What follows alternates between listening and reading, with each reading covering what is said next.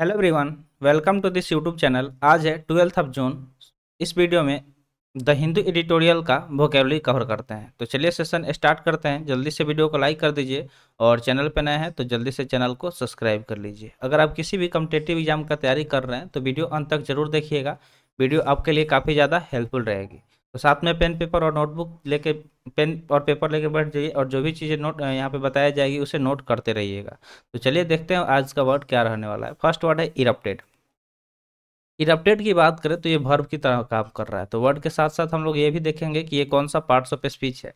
देखिए, अब इरप्टेड की बात करें तो जब आप ज्योग्राफी वगैरह पढ़े होंगे क्लास 6 7 में, ठीक है, ज्योग्राफी जब आप पढ़े होंगे, यहाँ पे हम ज्योग्राफी सब्जेक्ट का नाम नहीं लिख रहे, बस बता रहे हैं, ठीक है। ये ज्योग्राफी के बारे में कि ज्योग्राफी में आप वोल्केनिक पढ़े होंगे, वोल्केनो, ठीक है। वोल्केनो मतलब क्या आता है? ज्वालामुखी। तो जो ज्वालामुखी फटता है ना, जैसे मान लीजिए कि ये ज्वालामुखी यहाँ से फटा, तो जो फटता है उसको ही इरप्शन बोला जाता है। क्या बोला जाता है? इरप्शन। तो यहाँ पे इरप्टेड वर्ब की तरह काम कर रहा है। इसके मीनिंग की बात करें तो इसका मीनिंग होता है become active and eject lava S and gases. यानी कोई चीज़ जो एक्टिव हो गया, एक्टिव मतलब क्या होता है? सक्रिय। क्या होता है? सक्रिय हो गया और उसमें से इजेक्ट हो रहा है, यानी कि निकल रहा है। लावा हो गया, एस हो गया या फिर गैसेस, तो इनको बोलते हैं इरप्टेड। तो अभी अभी वोल्केनो बताया, तो जब वोल्केनो फटता है तो उसमें से लावा, मैग्मा, ये सब चीज़ें निकलता है। तो इसका हिंदी मीनिंग क्या हो जाएगा? फूटना हो जाएगा। क्या हो जाएगा? फूटना।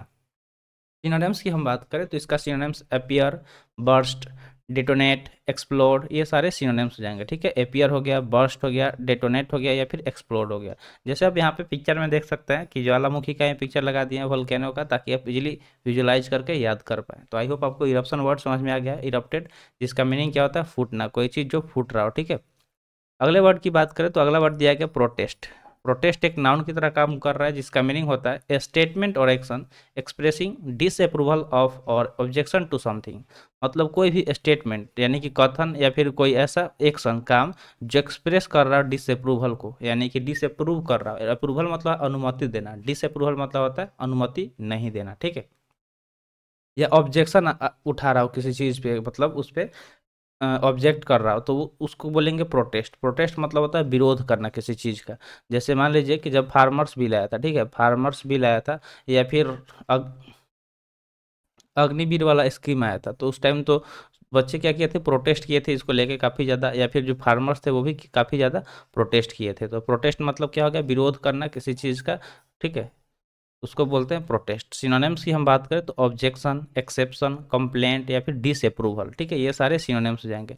अब यहाँ पे आप देख सकते हैं आईओएन, आईओएन, तो जब भी वर्ड के लास्ट में आईओएन दिखे ना, तो वो वर्ड आप नाउन कंसीडर कर लीजिएगा, क्योंकि आईओएन एक नाउन सफिक्स होता है। तो बस आपको ये चीज़ नोट कर लेना है और साथ में ये भी चीज़ें जो भी यहाँ पे आप नया वर्ड देख रहे हैं उसे नोट करते रहिए। नोट करने से चीज़ें जल्दी से याद हो जाती है। तो प्रोटेस्ट का पिक्चर देख सकते हैं, जब लोग प्रोटेस्ट करते हैं तो इस तरह का हाथ में बैनर वगैरह लेके चले आते हैं रोड पे और रोड वगैरह जाम कर देते हैं और सरकार से अपनी मांगे पूरी करते हैं। अगला वर्ड दिया गया है डिटेंड, जो कि एक वर्ब की तरह काम कर रहा है, जिसका मीनिंग होता है to force someone officially to stay in a place. तो डिटेन मतलब होता है किसी को फोर्स कर देना, ठीक है, ज़बरदस्ती किसी एक जगह पर रुकने के लिए बोलना। जैसे जो पुलिस है, अगर आपके ऊपर कोई मतलब आरोप लगा है, आपको पकड़ पकड़ लेगा, तो वो आपको फोर्स करेगा कि आपको हाजत में रखना है, जेल में रहना है, तो उसको बोलते हैं डिटेन। डिटेन मतलब होता है नज़रबंद, यानी कि आपको रख दिया जाएगा बंद करके। सिनोनिम्स की बात करें तो सरकमस्क्राइब, क्रैम्प्ड, इम्प्रिजन्ड या फिर रिस्ट्रेंड, ये सारे सिनोनिम्स हो जाएंगे इसके। तो जल्दी से इसे नोट कर लीजिए, सरकमस्क्राइब्ड, क्रैम्प्ड, इम्प्रिजन्ड, रिस्ट्रेंड, ये सारे सिनोनिम्स हो जाएंगे डिटेन्ड के, जिसका मीनिंग होता है नज़रबंद या फिर किसी को ज़बरदस्ती रखना कहीं पे। जैसे देख सकते हैं इसके हाथ में हथकड़ी लगा के इसको रखा गया है। अगला वर्ड दिया गया इन्वेस्टिगेटिंग। तो इन्वेस्टिगेटिंग की बात करें तो ये वर्ब की तरह काम कर रहा है, जिसका मीनिंग होता है कैरी आउट ए सिस्टमेटिक और formal inquiry to discover and examine the facts of an incidents, allegations etcetera so as to establish the truth. यानी कि देखिए, कोई सिस्टमेटिक तरीके से या फॉर्मल तरीके से इंक्वायरी करना, जांच पड़ताल करना और पता लगाना कि इसके पीछे क्या सच है क्या झूठ है, तो उसको बोलते हैं इन्वेस्टिगेशन। क्या बोलते हैं? इन्वेस्टिगेटिंग। यानी कि फैक्ट वगैरह पता लगाना, कोई इंसिडेंट हो जा रहा है, कोई एलिगेशन है, तो उसका मतलब दूध का दूध पानी का पानी करना, समझ रहे हैं ना? इसका मतलब कि जो सच्चाई है उसको बताना कि क्या हुआ है। जैसे आप सीआईडी वगैरह देखते होंगे, कभी देखे होंगे या फिर देखते होंगे सीआईडी सीरियल, जिसमें दया, अभिजीत, ये लोग रहते हैं। तो ये क्या करते हैं? इन्वेस्टिगेट करते हैं। अगर कोई केस आता है तो उसको इन्वेस्टिगेट करते हैं, जड़ तक पहुंचते हैं और सच्चाई का पता लगाते हैं कि किसने वो कांड किया। तो सीआईडी का फुल फॉर्म होता है क्रिमिनल इन्वेस्टिगेशन डिपार्टमेंट। तो यहाँ पे इन्वेस्टिगेशन का बात हो रहा है, तो जिसका मीनिंग होता है जांच करना किसी चीज़ को, ठीक है, ऑफिशियली या सिस्टमेटिक तरीके से जांच पड़ताल करना। सिनोनिम्स की बात करें तो कंसीडर, एग्जामिन, एक्सप्लोर या फिर इंस्पेक्ट, ये सारे सिनोनिम्स हो जाएंगे। कंसीडर, एग्जामिन, एक्सप्लोर या फिर इंस्पेक्ट, ये सारे सिनोनिम्स हो जाएंगे जिसका मीनिंग होता है जांच करना। फिफ्थ वर्ड दिया गया रिवील्ड, जो कि एक वर्ब है। रिवील्ड यहाँ पे वर्ब है जिसका मीनिंग होता है मेक प्रीवियसली अननोन और secret information known to other, यानी कि कोई ऐसा इन्फॉर्मेशन, सूचना जो पहले सीक्रेट था। सीक्रेट मतलब क्या होता है, गुप्त था, ठीक है, गुप्त था यानी कि कोई नहीं जानता था। और अननोन था यानी कि जानकारी में नहीं था पहले, लेकिन बाद में उसे नॉन कर दिया गया यानी कि बता दिया गया दूसरों को, उसको बोलते हैं रिवील। यानी किसी तरह का गुप्त बातों को रिवील कर देना, उजागर कर देना, लोगों तक बता देना, यानी कि प्रकाशित, इसका हिंदी मीनिंग हो जाएगा, ठीक है, क्या हो जाएगा, प्रकाशित। अब सिनोनिम्स देख लेते हैं, तो डिवल्ज, डिस्क्लोज, रिलीज या फिर लीक, ये सारे सिनोनिम्स हो जाएंगे। डिवल्ज, डिस्क्लोज, रिलीज या फिर लीक, ये सारे सिनोनिम्स हो जाएंगे जिसका मीनिंग क्या होता है, प्रकाशित कर देना। अब चलिए होमवर्क का बात कर लेते हैं, तो जल्दी से आप अपने गोल को कमेंट कर दीजिए कि आपका गोल क्या है, कमेंट सेक्शन में बताइए जल्दी से, फिर होमवर्क के बारे में डिस्कस करते हैं। तो होमवर्क में आपको यही बोलते हैं कि जो भी यहाँ पे आप वर्ड सीख रहे हैं ना, उस वर्ड से कोशिश कीजिए सेंटेंस बनाने का, ठीक है, उस वर्ड से कोशिश कीजिए सेंटेंस बनाने का, और सेंटेंस बना के आपको कमेंट सेक्शन में कमेंट भी करना है, तो ये काम आप बिल्कुल कीजिएगा। तो चलिए बढ़ते हैं आगे, देखते हैं नेक्स्ट वर्ड क्या है। नेक्स्ट वर्ड है डेलिबरेटली, जो कि एक नाउन की तरह काम कर रहा है, जिसका मीनिंग होता है डिस्कशन और thinking about something in detail, यानी कि डिस्कशन करना, किसी चीज़ पे वार्तालाप करना या उसके बारे में सोचना, वो भी डिटेल में, ठीक से, उसको बोलते हैं डेलिबरेटली, यानी कि विस्तृत विचार विमर्श करना, ठीक है, विस्तृत तरीके से डिटेल रूप में किसी चीज़ पे बात विचार करना, उसको डेलिबरेटली बोलते हैं। सिनोनिम्स की बात करें तो थॉट, थिंकिंग, कंसिडरेशन या फिर रिफ्लेक्शन, ये सारे सिनोनिम्स हो जाएंगे। यहाँ पे आईओएन नाउन सफिक्स आया है, ठीक है, इसमें, और यहाँ पे भी नाउन सफिक्स आया है आईओएन, तो ये चीज़ आपको नोट कर लेना है। चलिए बढ़ते हैं आगे, देखते हैं नेक्स्ट वर्ड क्या दिया गया। नेक्स्ट वर्ड है डिस्प्यूट।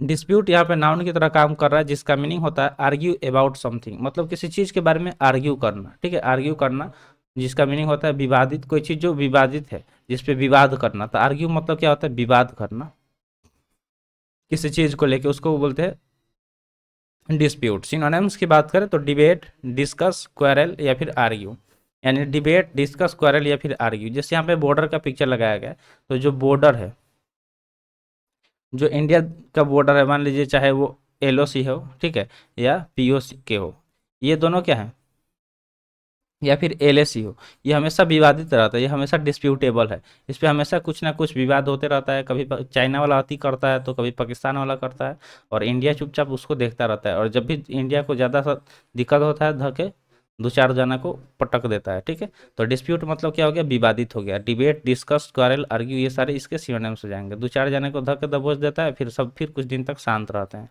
तो उन लोगों का वही काम है, इधर उधर करते हैं, और इंडिया वाले पकड़ के उनको अच्छे से रौंद देते हैं। तो बढ़ते हैं आगे, देखते हैं नेक्स्ट क्या है। नेक्स्ट है एलियंस। देखिए ANCE, ठीक है, ये वाला जो क्या होता है, नाउन सफिक्स होता है, ये नाउन सफिक्स होता है, ठीक है। इसके मीनिंग की बात करें तो इसका मीनिंग होता है यूनियन और एसोसिएशन, यानी कि संघ, ठीक है।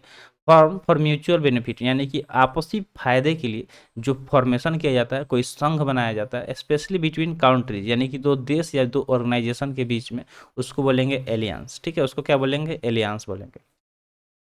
जैसे मान लीजिए कि जो लैपटॉप या कंप्यूटर बनता है, ठीक है, जो लैपटॉप या कंप्यूटर बन रहा है, तो अगर दो कंपनी है, एक जो सॉफ्टवेयर बनाता है, ठीक है, एक जो सॉफ्टवेयर बनाता है, और पहला कंपनी हो गया, और दूसरा कंपनी जो हार्डवेयर बनाता है, ठीक है। सॉफ्टवेयर हार्डवेयर आप तो जानते ही होंगे, अगर आपके पास लैपटॉप या पीसी होगा, ठीक है, या पढ़े होंगे। तो अगर दोनों कंपनी अपने फायदे के लिए आपस में यूनियन कर ले, मिल जाए, तो लैपटॉप भी सस्ता हो जाएगा, और दोनों कंपनी का मतलब सेल है वो भी बढ़ जाएगा, ठीक है। तो इन सब चीज़ों को एलियंस बोलते हैं। जैसे आप देखते होंगे, सबसे अच्छा अगर आपको एग्जांपल देखना है तो पॉलिटिक्स में घुस जाइए, ठीक है, पॉलिटिक्स में जाइए और देखिए, पॉलिटिक्स में जो भी फायदा के लिए दो क्या करते हैं, आपसी में गठबंधन कर लेते हैं। तो एलियंस मतलब गठबंधन होता है, ताकि वो क्या करे, इलेक्शन जीत के और राज करे। तो इसका हिंदी मीनिंग संधि हो जाएगा, क्या हो जाएगा, संधि हो जाएगा। सिनोनिम्स की हम बात करें तो इसका सिनोनिम्स एसोसिएशन, लीग, कॉम्पैक्ट या फिर कॉन्कॉर्डेट, ये सारे सिनोनिम्स हो जाएंगे। एसोसिएशन, लीग, कॉम्पैक्ट या फिर कॉर्डेट, ये सारे सिनोनिम्स हो जाएंगे। जैसे यहाँ पे देख सकते हैं कि दो जन आपस में हाथ मिला रहे हैं, यानी कि ये क्या कर रहे हैं, एलियंस कर रहे हैं, संधि कर रहे हैं। नेक्स्ट वर्ड की बात करें तो नेक्स्ट वर्ड है एधेरेंट। एधरेंट यहाँ पे एक नाउन है, एधेसिव, एधरेंट, ठीक है, ये सारे सिनोनिम्स है एक दूसरे के। जैसे आप कोई गम वगैरह यूज करते हैं, गम ये वाला जो चिपकाने वाला, ठीक है, वो आपका गम नहीं जो दिल टूटता है, ठीक है।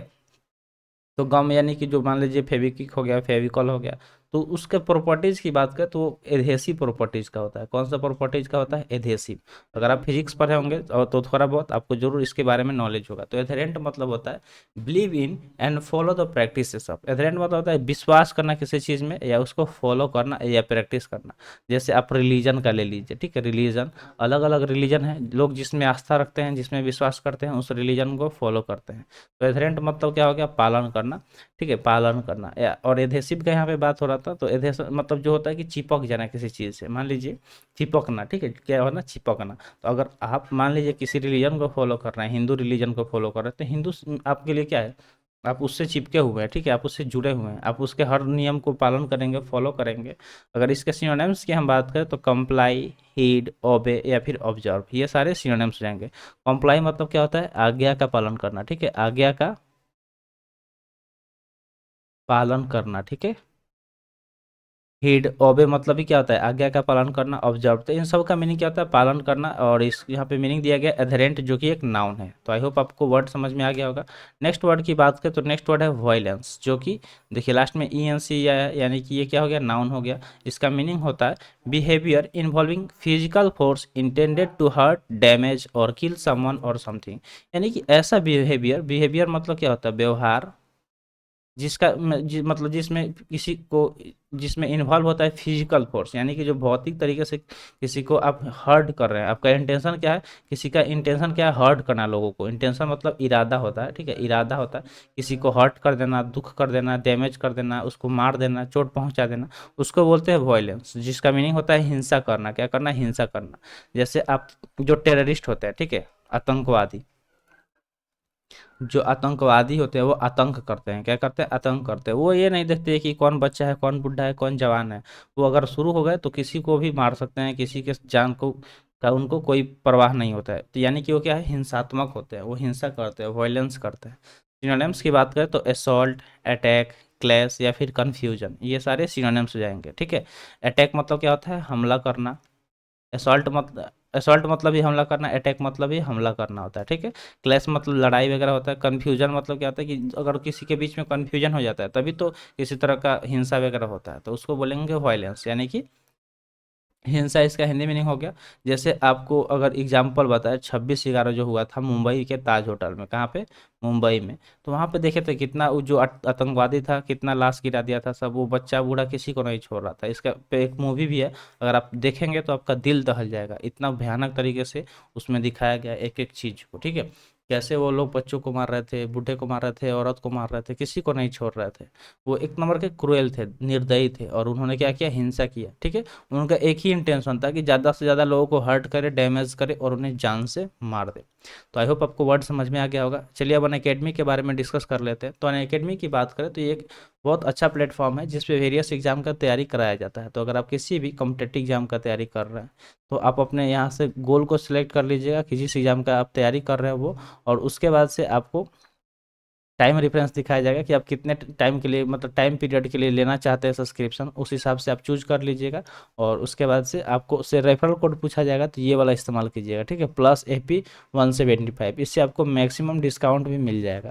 तो आई होप आपको समझ में आ गया होगा। तो आप लेना चाहते हैं तो जाके ले लीजिए, क्योंकि यहाँ पे बहुत अच्छे अच्छे टीचर हैं जो आपको बहुत सही ढंग से आपको पढ़ाएंगे। तो आज के लिए इतना ही। आज का सेशन यहीं पर समाप्त हुआ। सेशन कैसा लगा कमेंट सेशन में ज़रूर बताइएगा। तो मिलते हैं फिर अगले वीडियो में। Thanks for watching. जय हिंद।